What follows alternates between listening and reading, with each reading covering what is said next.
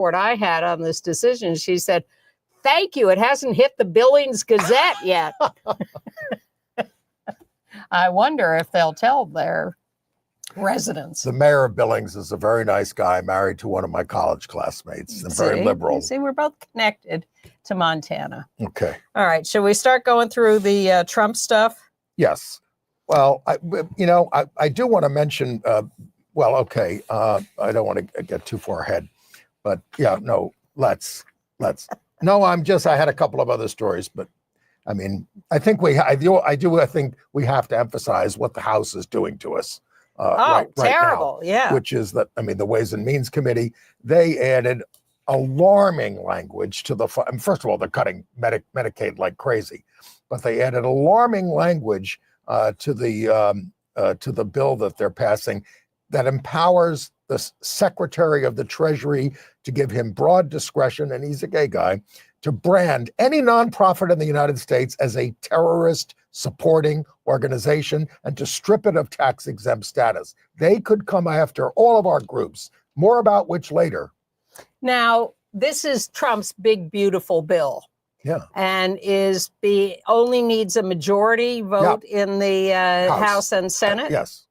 So I know there are some senators who don't like things in the bill. Even Josh Hawley hates the Medicaid cuts. Yeah, and Rand Missouri. Paul is upset. But the question is, will there be enough Republicans with the guts to stand up to Trump and stop this bill? Because you take your life into your own hands if you do. Yeah, as we have seen. And I guess it's also time to mention the thing that Trump did in court this past week, which is to say that, they want, in banning a law firm, I think it's called Sussman something. Godfrey, I think. Godfrey. In banning the law firm, they went to court and said, this firm supports people who are undermining the United States. And they mention gay and lesbian, how do you say it now? Gay and lesbian advocates and defenders. Wait, I've got it here. GLBTQ legal advocates and defenders. But the thing is, Trump put out an executive order that says that Sussman Godfrey, as a law firm, cannot have security clearances or access to federal buildings. Right. This is what he's doing to the law firms. You wonder how he can punish an independent law firm. And the answer is he can deny them access to things that they would normally have. And that's federal information and security clearances. But his first reason was because they were representing Dominion voting systems. Well, did he say that, or is that just the reason that he went after them? No, I think he said that because he accused them of interfering with election laws. Yes.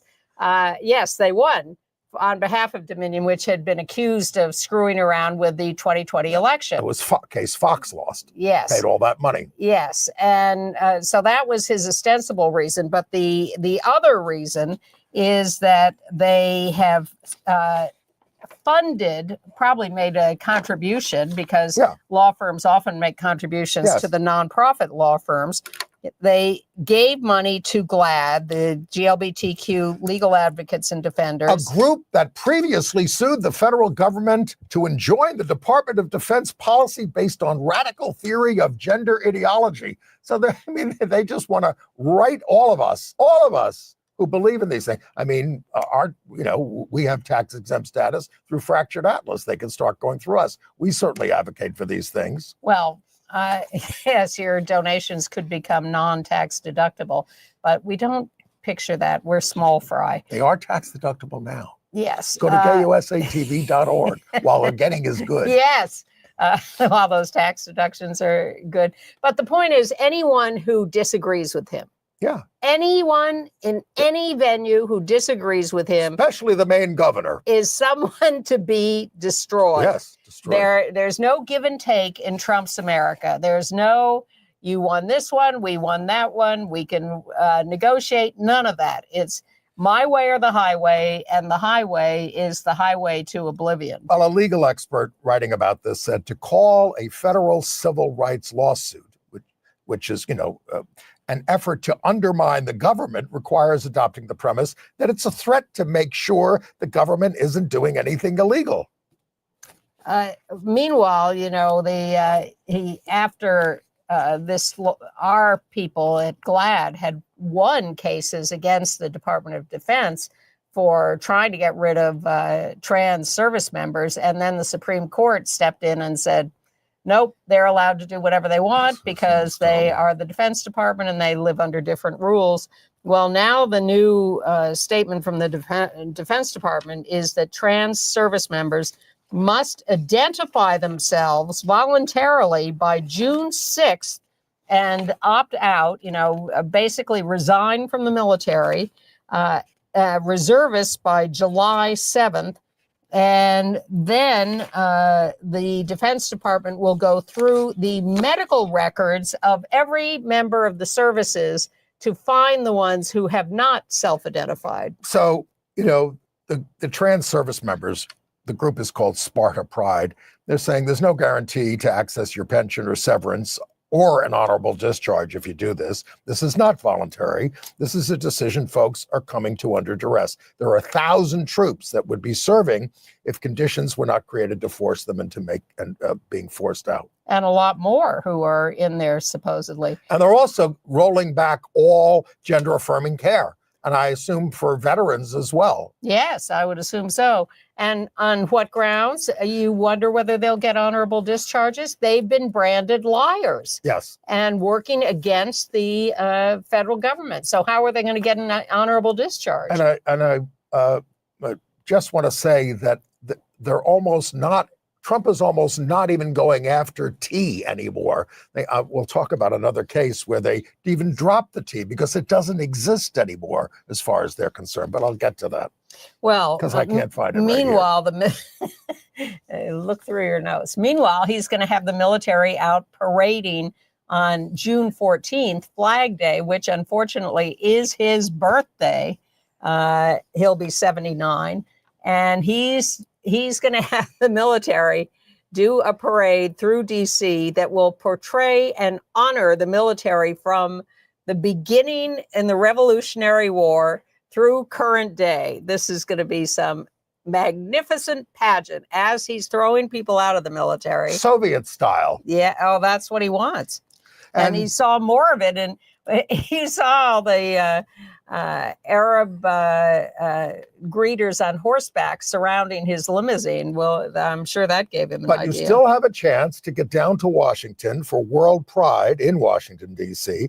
And by the way, the ACLU and Gender Liberation Movement are going to unveil a Freedom to Be quilt on the National Mall on May 17th, a 9,000 square foot collection of over 250 quilts made by transgender people and their families. They're going to have all these kind of events around it. We'll link to it in our email. And there are also plans afoot for a protest demonstration on June 14th. Good luck with that. Well, they've secured a spot for it. It's like 2 miles away from the parade. You're supposed to be within sight and sound of what you're protesting. The permit application they put in says we're starting like 2 miles away, but eventually we will get to within sight and sound, probably on some hillside looking. So I want to recommend a documentary to you that I saw the other night on PBS. It's a documentary that's a couple years old, but it almost had me in tears and feeling joy because it was about the huge protest marches against Nixon and the Vietnam War in 1969. It's called The Movement and the Madman. And it's available online at pbs.org/American Experience. And we'll put a link or a note in our show note. To get our emails, go to gayusatv.org and sign up where it says, I want to be on your list. I was there. I was at least one of those marches, and 500,000 people on the streets and parks and lawns of Washington, D.C., every great musician performing all the protest songs. It was so fantastic. And all of this is about how critical mass of people with peaceful demonstration can change the government. And I just found it stunning. It brought back so many memories for me. And I thought it was a great way to portray the need and the efficacy of mass demonstrations, which we desperately need now. Well, and I'm not trying to dampen enthusiasm for Democrats as we try to take back the Congress, but the Democratic National Committee has dumped gun violence activist, or they're dumping David Hogg and Pennsylvania State Representative Malcolm Kenyatta, who were elected to vice chair positions to the committee. Now they're saying, "Oh, we didn't really follow procedures." And well, it's because they're trying to do what Trump does, which is get candidates to go against incumbents who they think are not progressive enough. Which is a good idea. Well, yeah, but you can see why the Democratic National Committee does not want people who want to do that in their leadership. I thought we were a big tent. Man, defending the status quo. Okay. Well, all right. Of course. All right for you. All right. So let's do Rick Grinnell. Okay, I've done that. Let's go to Grinnell. This is a hell of a story. Well, the Kennedy Center is now in the hands of Rick Grinnell there on the right with his fearless leader. And they have kicked out every World Pride production. They have condemned and ejected any performer with anything resembling anti-Trump opinions. And now he says that they're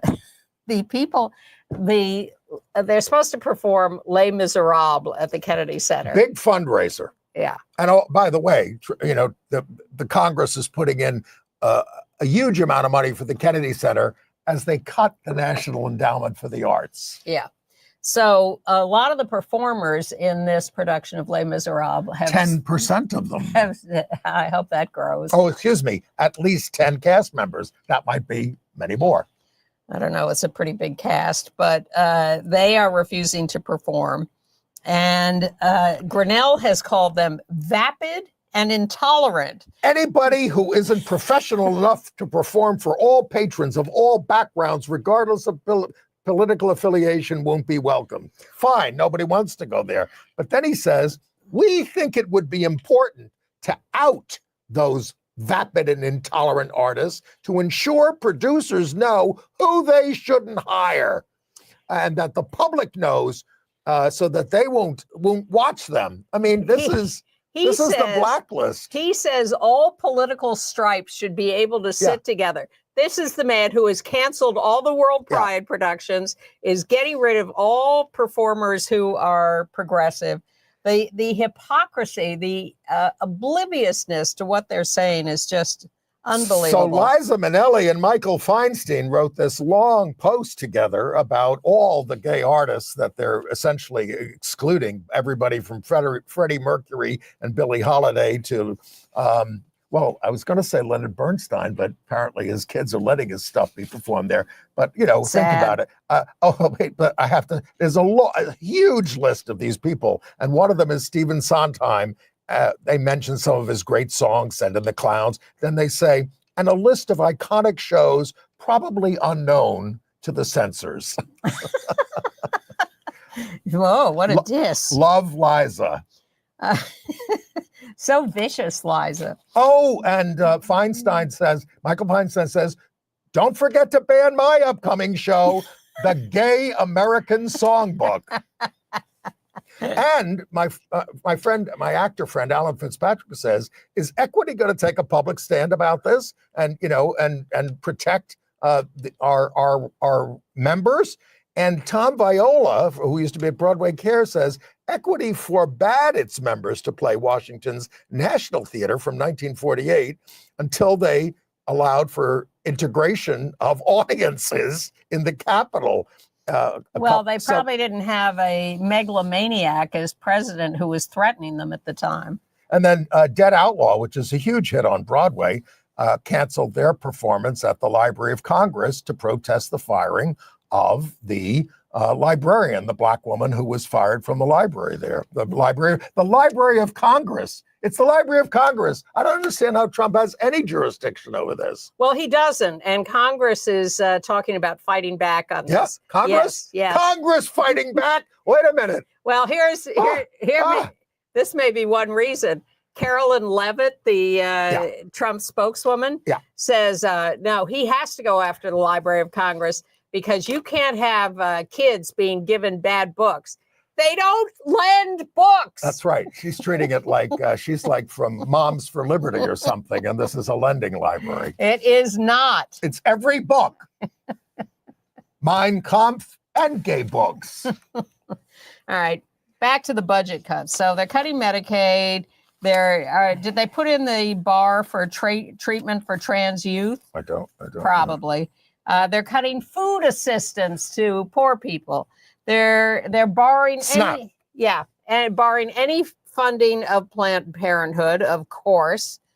Now, all this has to go through the Senate. Yeah. So we'll see, Oh, and this whole thing about drug prices, his latest executive order, has no force at all. Oh. No, it's an empty performance. He's not doing a thing about cutting drug prices. Well, the pharmaceutical industry is very rich, but I don't think they can match what the Saudis are giving him. Well, the Saudis are giving him that plane. It's time for a golf break in this show. Okay. So Trump says, what do you mean not accept the plane? What are you, crazy? Why? What am I going to say? No, when someone offers me a $400 million plane for free? Even Sam Snead, the great golfer, said if someone gives you a putt, you take it. And that if you then putt it, that your partner is going to be very mad at you. But of course, as we know, once a putt is given in a match, that's it. You can do anything you want to it. You can knock it off the green down the fairway if you want. Also, giving putts and accepting that gift, if he wants to call it that, is part of the game. That is a legal transaction in golf. In match play. Yes, in match play. You can't do it in stroke play, of course. But Trump is acting like being given a $400 million plane is similarly legal, when the whole point is it's not. Under the emoluments clause. Now, even some Republicans are speaking up about that, but is it enough? Probably not. Oh, I think that's one he may lose. A little footnote from the Department of Justice this week. They are not. They're no longer designating hate crimes against LGBTQ people. Right. They will not count them. They will not keep track of them. We will have no information on hate crimes. Right. Not just transgender us. People who they really hate, but LGBTQ people gay people who include the Treasury Secretary. And then the lovely picture of the white South Afrikaners being given not only asylum, but instant citizenship in the United States. So I was reading some columnist this morning who says, wait till they get here and they find out they got no health care and they got no this and it's expense. And it's, wait till they find out what life in the United States is becoming. They'll be begging to go back. Well, maybe, but the utter racism of that is just mind-blowing. Insane. And the other thing that's happening, of course, we've told you about how they're banning books in the service academy libraries and going after the curricula at these places. So everywhere. So instructors are leaving. They're leaving to go to greener pastures. Where are the greener pastures? Well, they're going after the curricula at Ivy League colleges. You're always welcome here at Gay USA until we get stopped. Maybe we will get Manhattan Neighborhood Network to do online teaching by these we will. professors. But the other thing that's happening, with all these research scientists being, accessed by Doge, they're leaving the country. There's a brain drain going on. The other countries say, this is a great opportunity. Yeah. You went to the United States because it was going to be so good and you had these nice labs and everything. Now you haven't got anything. Come over here. We'll make all the money. They're cutting off research projects in the middle of the study. They're just saying, go, no more of this research. No cancer research, no AIDS research, no nothing, out the door. I had somebody say that, seriously, they're leaving this country because when you cut back on all this, health stuff, you end up having lettuce that is going to infect you and you're going to die. Yeah. You know what I mean? The E. coli infections. Yes. That is the reason she is saying, I don't think it's safe here anymore, and I'm leaving. Well, look, we have an HHS secretary who's going swimming in the polluted creek. Well, I'm not. Come on. I could say I hope it was very polluted, but he had his grandkids with him. You bet. They're innocent. They certainly why are. isn't somebody bringing child abuse charges against him for bringing grandchildren They're into a waiting for the polluted lake? infection to take hold. Ugh. All right, and this is another. I mean, these are huge things. Yeah. The president ordered federal agencies to abandon the use of the legal tool of, in civil rights cases, of what's called disparate impact. It's not that complicated. You're suing a firm because they're discriminating, and one of the ways you prove that they discriminated against is because you look around at the firm and you say, there are no black people here. That's considered disparate impact. That's evidence that the firm is discriminatory, and that is now banned under the Trump administration. If you have an integrated workforce, that is evidence of illegal DEI. Must be, because only whites are qualified to do things.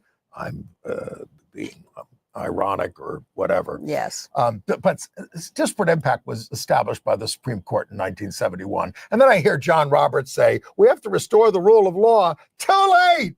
You got rid of it. Meanwhile, we have a new interim U.S. attorney in the District of Columbia. They got rid of one guy because Ed Martin. Because he was a monster. Oh, no, he's being given deputy attorney general or something. He's still a monster. Yeah. So instead, we get Jeanine Pirro.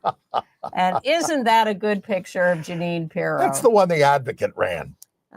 She is Saturday Night Live did a skit this week that was all about her consuming a bottle of wine every day. Yes. I hadn't so much heard about that, but in fact, no. She's been drunk on the show many times. Yeah, and including one night when she was 15 minutes late for doing her own Fox show and came in drunk. Well, Hegseth too. We haven't done that. Hegseth too. Yeah, we do not drink before the show. I don't drink at all. You don't drink at all, and sometimes this water is my entire liquid sometimes consumption. After the show, I might need just a little bit to take the edge off the day. Just that much. Well, Jeanine Pirro is your new interim U.S. attorney. Now, she used to be sort of a log cabin Republican. She went to Pride Parades. Yes. She ran for U.S. Senate from New York. She was the U.S. attorney for Westchester. Her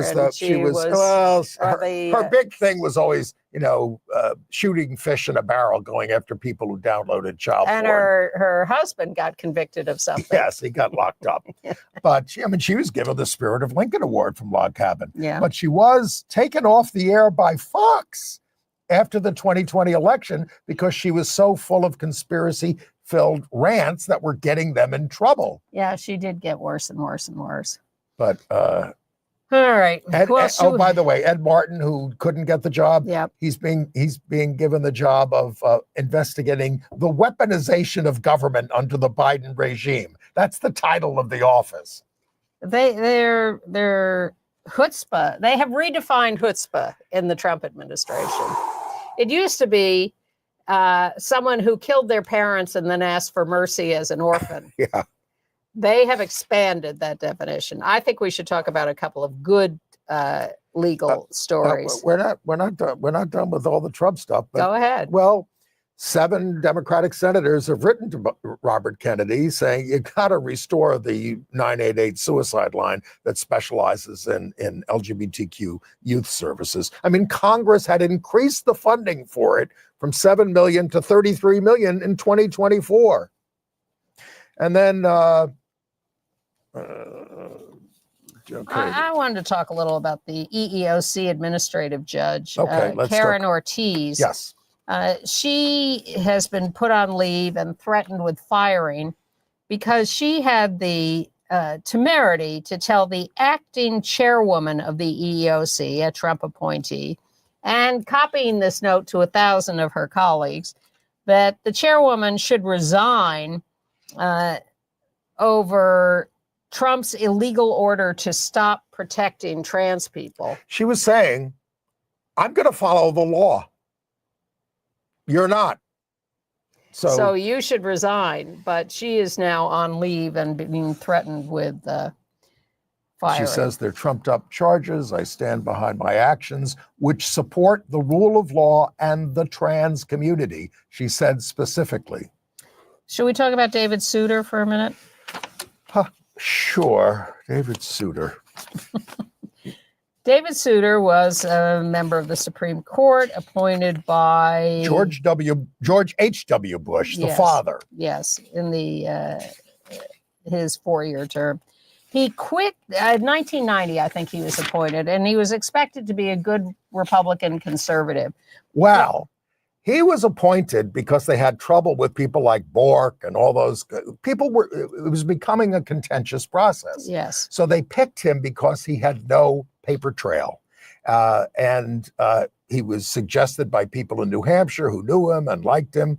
And they got him on the court, even though in his hearing, he was saying things that were reasonable, and it was making Republicans nervous. And when he got on the court, he sort of joined the liberal bloc. He did. Mean, when I say the liberal bloc, I mean the constitutional bloc. Yeah. I mean, he was hardly a very liberal person. No, but he was regarded as an ascetic because he mowed his own lawn and because he wanted to stay in his home in New Hampshire. He quit the court after 19 years because he was disgusted by the Bush v. Gore decision of when George W. Bush beat Al Gore because they screwed up the Florida vote. He was disgusted, but that was 2000. He didn't quit until 2009 when we elected a Democrat, a guy named Barack Obama, so that Barack could replace him. He gave a speech or wrote something, I think after he was off the court more recently, about how the worst problem in this country is the lack of civic knowledge, that the population has become so ignorant of how a country should run. And how it works, how the system works. And, it's like people don't know that we have 3 branches of government and that they're equal to each other and all this stuff. They don't know it. No, because it's evident either it's not taught in schools or they're going to the wrong schools or they are not paying attention. But he said that is the greatest danger to democracy in the United States, is that level of ignorance. And I couldn't agree more with him. He was replaced by Sotomayor, appointed by Obama. Pat Robertson, the televangelist, a horrible guy, was very upset that he upheld abortion rights and said Souter was a disaster and insinuated that he was gay. There were those rumors, but nothing was ever. We don't know. He never married. He moved into his childhood home. I never married with his mother. You have documented relationships. He did not. He said his opinions were shaped by long walks and reflections and suggesting an empathy for those long written out of constitutional protection. Well, and that meant, isn't it Elon Musk who said that empathy is the biggest problem in the United States? Yes. And as long as you're talking about people we lost, we also lost Dr. Arnold Grossman, a friend of ours. Yeah. He served on the Hetrick Martin Institute Board of Directors for a long time. And he also picked up the mantle of studying LGBTQ issues, doing academic studies of their mental health. He contributed an awful lot. He was a professor at NYU and a great guy. He was. All right, let's go to other parts of the United States, unless you have more you want to do from the Trump administration. Well, by the way, nearly half of transgender people surveyed have either moved or are considering moving to more trans-affirming places, according to the Williams Institute. Within the United States? Yes. Well, yes. Some are leaving altogether. Go to Montana. Montana. Oh, okay. By the way, this survey was conducted in December 2024. Yes. Before Trump even got in office. Wow. It was elected.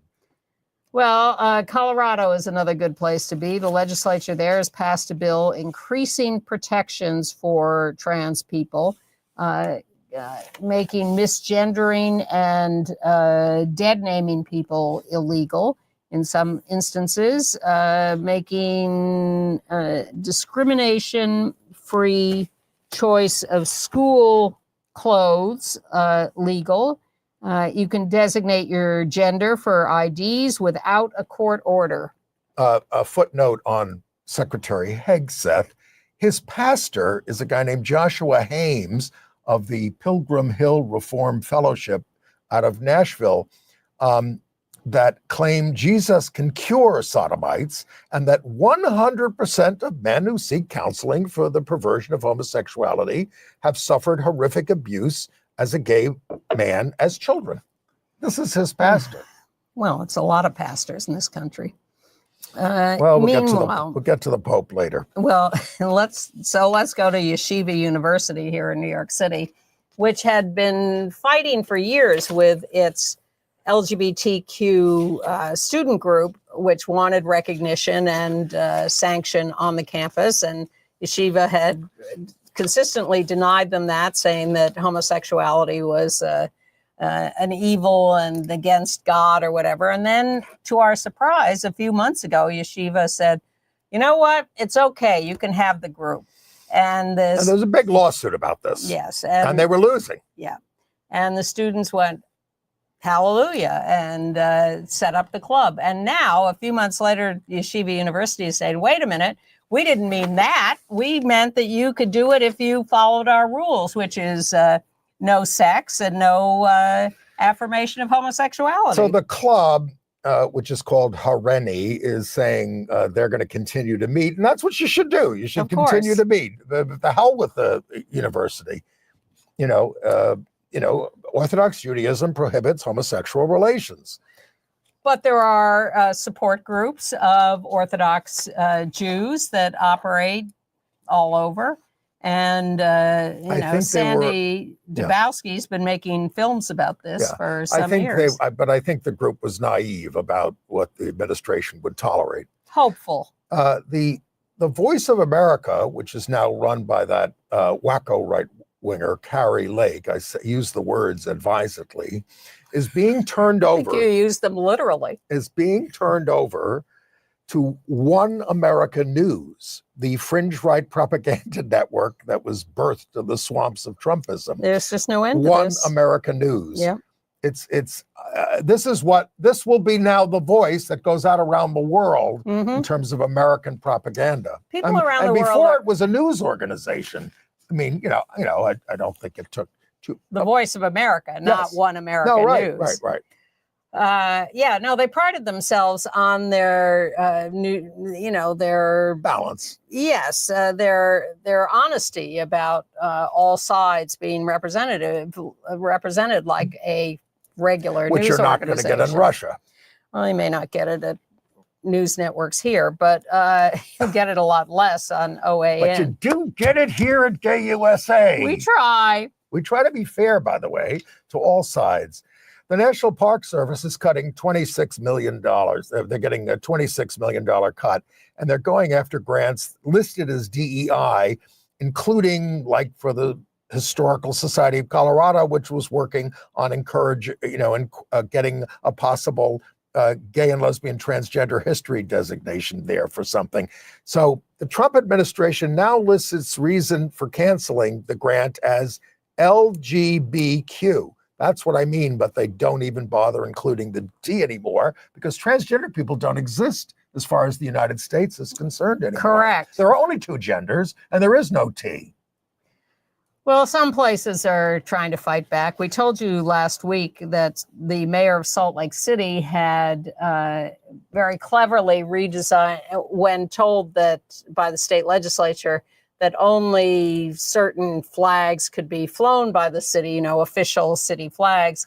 Salt Lake's mayor said, fine, we are going to put the official city designation on the various pride flags, and they will become official flags. So here now is the picture of what they've done. And Idaho, Boise is doing this as well, right? Yes.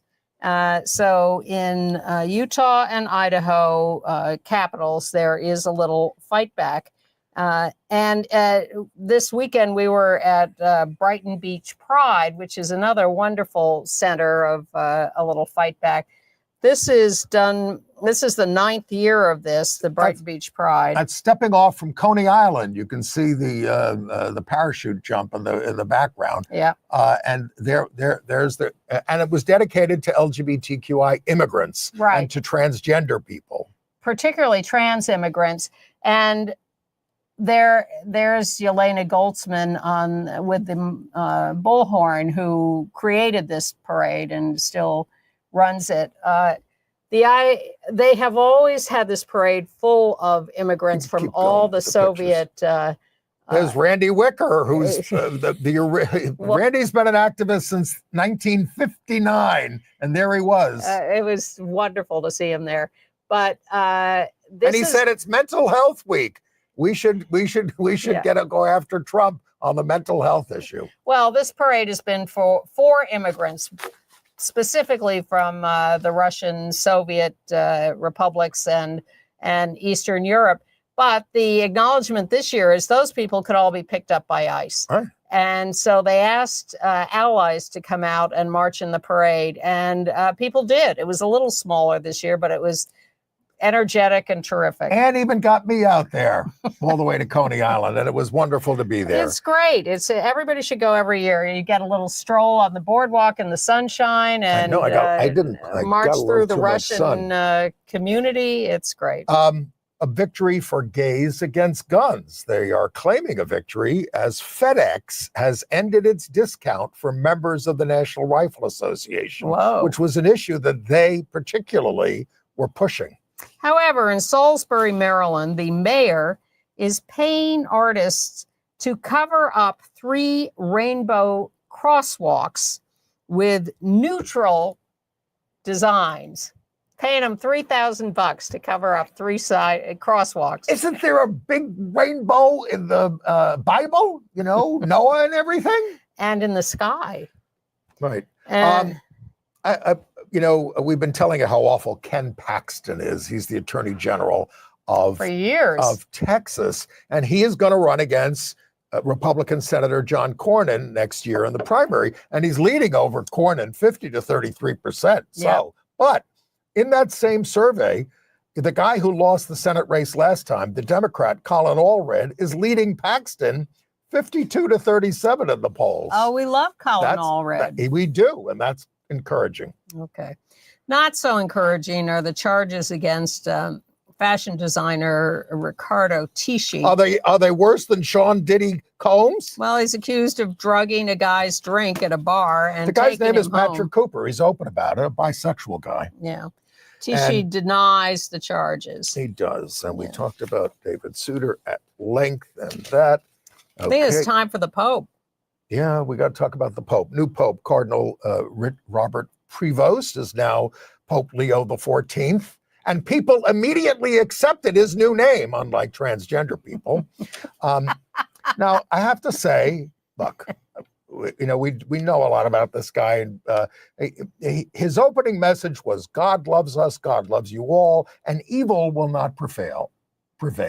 Now, that concerns me. And of course, I don't want evil to prevail, but you're still defining homosexuality as evil. Well, we don't know that for sure. No. We know that church, that's Catholic doctrine. Well, this is the church that he's the head of. All right. So, there's some confusion about his current thinking. You're right about the church, of course. In 2012, he said popular culture fosters sympathy for beliefs and practices that are at odds with the gospel. And that was specifically about homosexual lifestyles, alternative families composed of same-sex partners, and adopted children. Yeah, so he says, you see this on TV with gay couples in an ad and thing, and it normalizes it. And then when we come out with the truth, which is that it's evil, he didn't say that, but I mean, it's like, then we're seen as the bad guys. When he was in Peru, he lobbied against a government plan to teach gender issues in schools. He called it confusing, seeking to create genders that don't exist. But all of that was 13 years ago. So Well, the question let's is, go more recent, okay? I do want more recent. All right, because like, when the Pope Francis did the whole thing about you can bless same-sex couples. Yes. Well, of course, you can bless anything. He says you can't bless them if they're getting married. You can just bless them as people. So anyway, he said the bishops in the Episcopal conferences of Africa are basically saying, here in Africa, our cultural reality is different. This is quoting the new Pope. He said, and you have to remember there are still places in Africa that apply the death penalty to it, for example, for people in a homosexual relationship. So we're living in very different worlds. How about saying that's wrong? That's wrong to have the death penalty. I mean, even Francis said, get rid of all criminalization of homosexuality. I thought, when did, and said that about the Episcopal Church? No, the Episcopal Conference of Africa of the Catholic Church. Oh, that's what he meant. I'm sorry. This religious stuff is confusing. But in what world is the when did he say that? You wanted 2024. Okay. I stand corrected. I thought he was agreeing with Francis about blessing same-sex couples. Except you gotta be sensitive to the people who have the death penalty for it, because it's a very different world. Instead of being a moral leader and saying we have to be at the forefront of not having the death penalty for homosexuality. But give him, listen, at least we learned that he's, got Black roots. I'm not talking about Creole, Haitian, Creole, etc. He's the first Black Pope. He is, although his brothers seem to be unaware of this. Hello, his brothers in Chicago. Yeah. What else? And the UK and the survivors groups of abuse. Yes. They are not happy, and they go over his record both in Peru and in Chicago. And outline he hasn't done enough. How he has concealed priests who have sexually abused. Right, but we kids. give him credit for criticizing J.D. Vance, a recent convert to Catholicism, for Vance's insistence that there are hierarchies of people that we should love. Well, so look, he's going to continue to look. He's going to be careful. I don't expect him to call us, bad names. He's going to speak out for migrants and the environment and the poor and, where everybody's welcome and all this kind of stuff. But we're going to remain the sin and all those other things, war, treating migrants terrible. They are not listed as sins, and they should be if you want to be consistent. I do wonder whether there was some urge to pick him as the first American Pope to go up against Trump and Vance. He's the most un-American American you could pick. Yeah, but he's perceived as. Well, let me tell you, I posted this. You remember Cardinal Burke, the guy who likes to dress up? He's very right-wing, a horrible guy, and he hated Francis, demoted him. Prevost, Pope Leo XIV, had a secret meeting with Burke just a couple of days before the conclave. I'm going to be okay. Don't worry about it. And the conservatives are now, there's an article today, they're pretty happy about this appointment. They see it as a move, at least back to the center, although, none of these people are left-wing. Well, I thought Trump might take credit for his election, first American, but instead it's Dolan who's taking credit for his election. God, Dolan, I'm sure. Well, conservatives are not unhappy, is my point. I hear you. Although, they had another candidate. They wanted the guy from Hungary, for God's sakes. All right. The Labour Party in the United Kingdom, a Labour councillor, Dylan Tippett, has said that the party has thrown transgender people on the bus and they're moving us backwards. He's transgender and he's a city councillor from Plymouth. And he is going to redefine himself as independent till the end of his term, at which point he is going to resign. And then because of this really horrible decision by the High Court in the United Kingdom, which said, well, the Equalities Act, that's for biological women and biological men, and transgender people aren't covered. We don't want you to be mean to them, but they're not covered. So 400 actors, filmmakers, we got a picture of 3 of them. The 3 we are picturing there are, where is it? Boom, boom, boom, boom. Well, in the middle is Nicola Coughlan and Eddie Bella Redmayne. Ramsey, Nicola Coughlan, and Eddie Redmayne. Yes. But there's 400 of them signed this letter saying the film industry, the television industry, they all need to protect trans and intersex people within the industry. Well, at the BAFTA Film Awards a few months ago, Zoe Saldana, winning the Supporting Actress Award for Emilia Perez, gave a very emotional speech about her dedicating her award to her trans nephew, which was impressive. Very much so. Very much so. All right. Okay. AIDS and health news. Yes. Well, we have a new Surgeon General. Nominee. Yes. This is Casey Means, who is doctor, but didn't finish her residency. No, she did not. Now, this is weird because the far right, like Laura Loomer, they don't like her.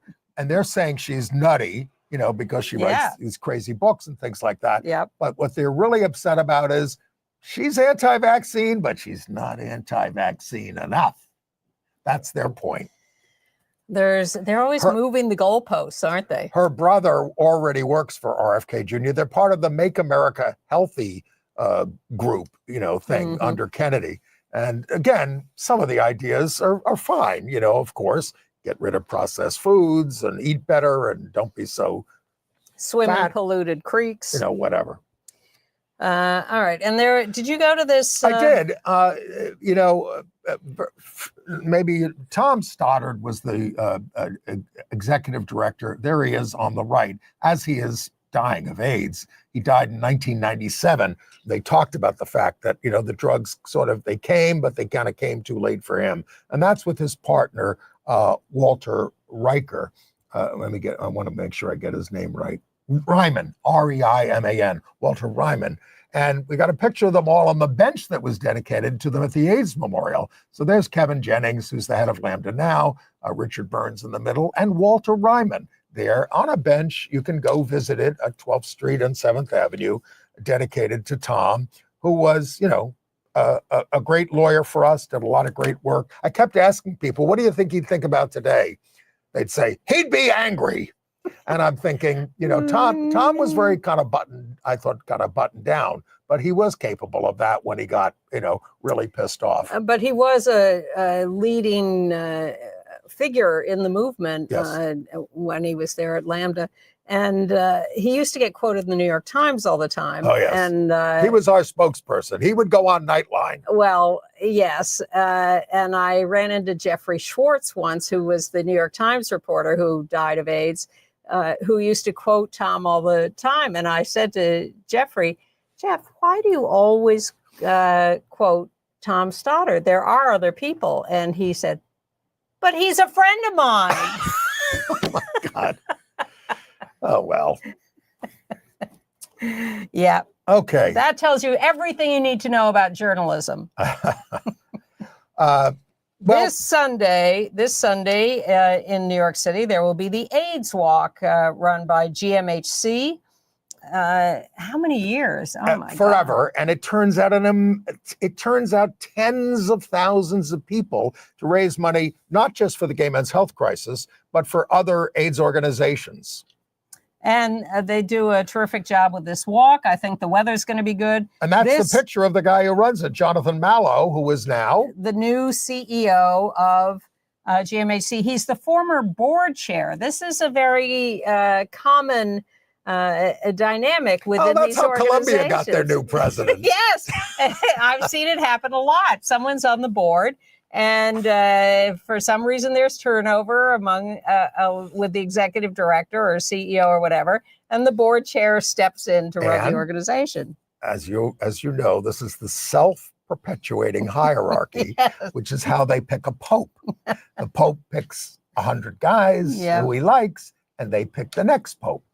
Now, we don't know Jonathan Mallow. I don't know. No, anyway. I don't know. No. It could be great.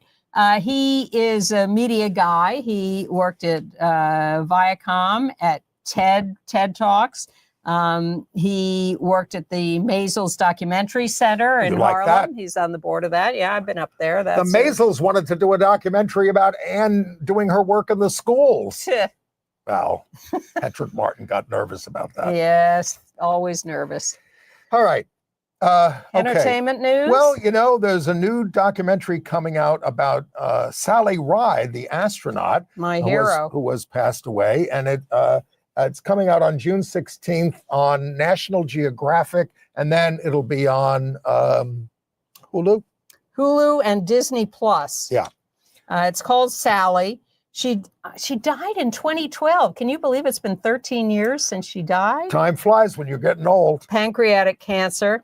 And it was after she died that we learned that she had a longtime partner, Tam O'Shaughnessy, who is prominently featured in this documentary. Is that a picture of them together? It is, and it's Tam on the left and Sally on the right. Sally just was the epitome of courage, being the first woman in space. And she was a DEI hire? I thought she was wonderful. She's one of the few people I would say her coming out in death was understandable. But Barbara Jordan? Not so much. Okay. All right. I'm also looking forward to the production of a series on Apple Plus TV on Siegfried and Roy, played by Jude Law and Andrew Garfield. Oh my God. It's called Wild Things. Wow. In production now. We will certainly let you know when it's going to air. Wow, that sounds fascinating. Wild. Okay. Congratulations to the WNBA basketball stars, Courtney Vandersloot and Allie Quigley, that's their marriage picture from 2018. Yes, that's not how they dress on the court. This is the picture of them with their new baby, who is almost concealed by that cute dog. They kept their relationship a secret for 5 years. And now they're totally out and showing the baby and the dog. Okay. Well, what a week it has been. Yes, it has. I'm worn out. And we're going to end the show with some video of the Brighton Beach Pride Parade from last weekend. We enjoyed it. Congratulations to them for doing it. And do it in your own town. And we'll see you next week. Bye-bye. Got that video? Rich, maybe the video? Yes. There it goes. No, the video of